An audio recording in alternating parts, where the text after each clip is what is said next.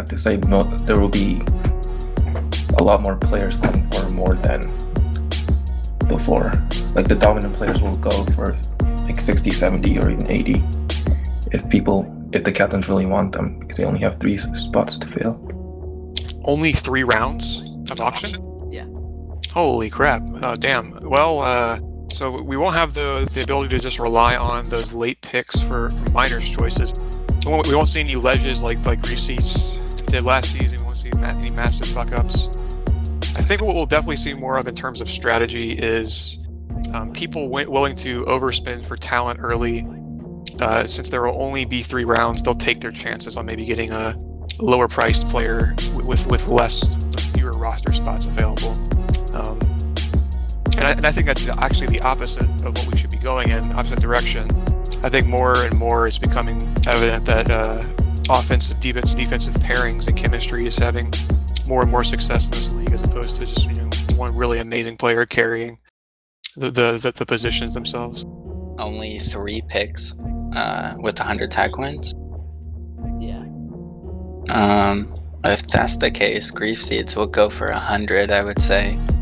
It'll be like whoever bids 100 on Grief Seeds first, which would be kind of funny. I don't think I would really like that, especially considering people would be so hesitant to bid up other players, because if they got stuck with someone they didn't want, they would be even more screwed over than they have been before. You would really have to know who you wanted on your team and how much you could reasonably get. So captains like JJ Poole, who are really good at planning that stuff, would probably come out on top. Yeah, so I'd heard that, but I wasn't completely sure. I think it's a good change, probably, because that way you can focus your auction drafts solely on the guys you play in majors. Presumably, it may not end up that way, but that's sort of the plan. The obvious change that'll happen, the obvious consequence, I guess, is prices are going to be higher just because you have fewer people to spend your money on.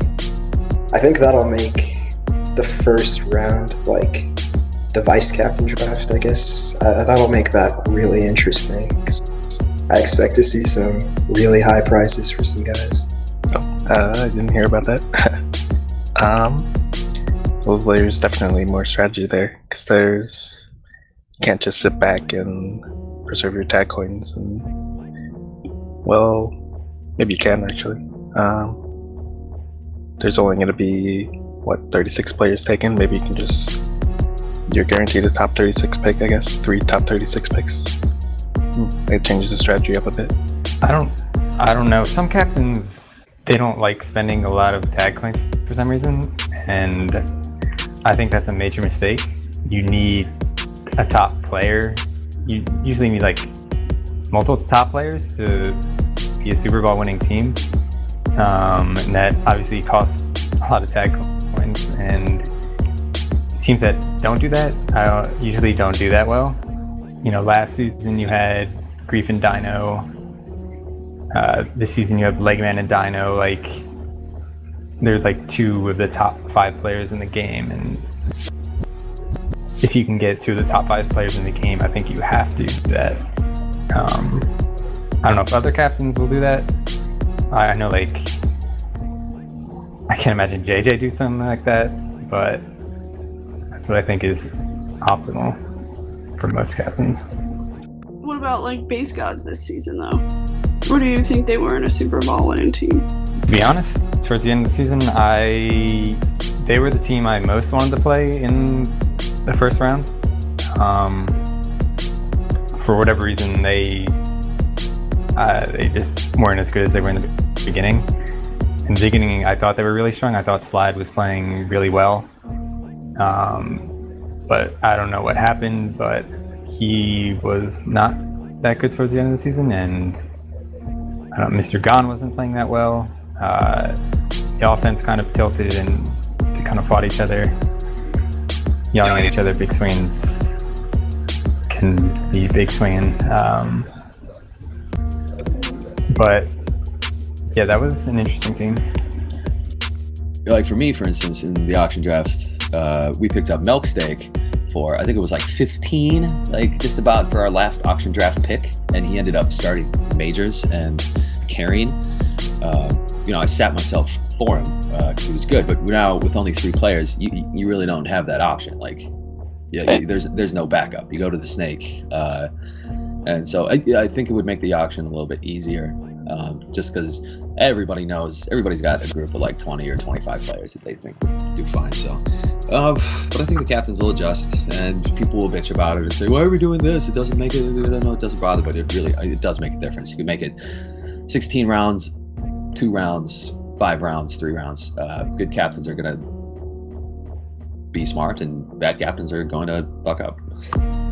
If the auction's moving to 3 rounds, I don't think it changes much, to be honest, especially from my perspective personally. Consider that I drafted Wayne last season in the auction and basically wasted a round because I had to trade him to a Western Conference team. So I only had 3 other players going into the minors draft. In terms of just generally, I don't really see the point in switching to 3. I didn't see the point in switching down to 4, to be honest. I don't know if it'll change much at all. I think that's great. I think we'll see a lot of...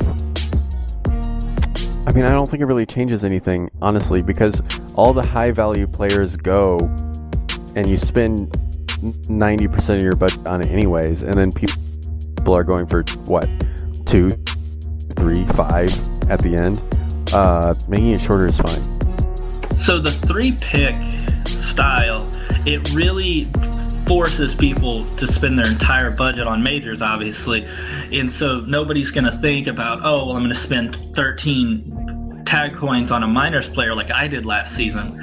So you basically have to determine, are you going to go top heavy, or are you going to go for value, and basically spread it out to 30 to 40 tag coins per pick.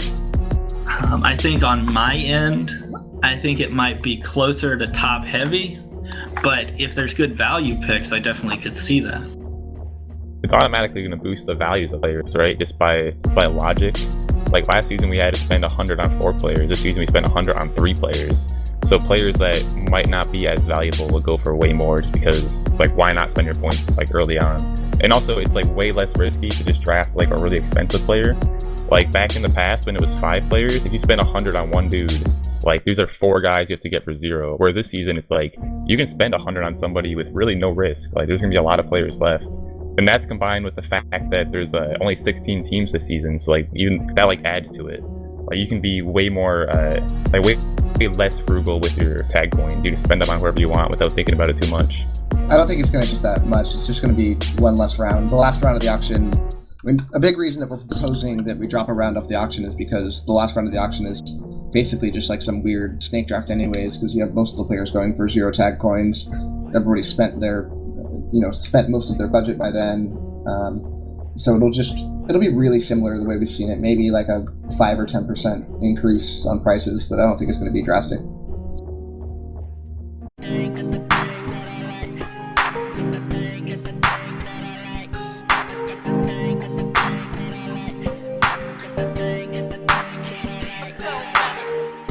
So my teams, they've always had good offenders, but they've never had a game-changing offender. And so I wanted to build my team around great offenders.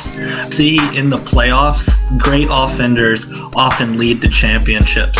You look at Dino, you look at TPR, you look at Noblord, you look at even when Skills That Kills won the title with Dino, they were playing against Al Tiger and Milksteak. So it's always about great offense that wins championships. Now, defense is a part of it, but I feel like defense can be found for value.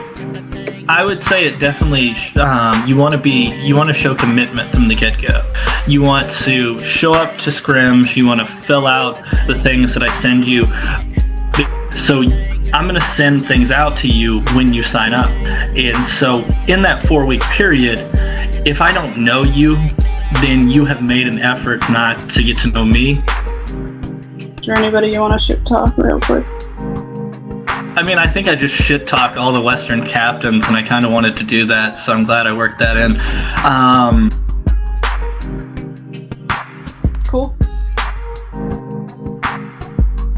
Yeah, I'm pretty good. I mean, private playing on the East is probably going to be pretty shitty for a lot of Eastern people, but good for him.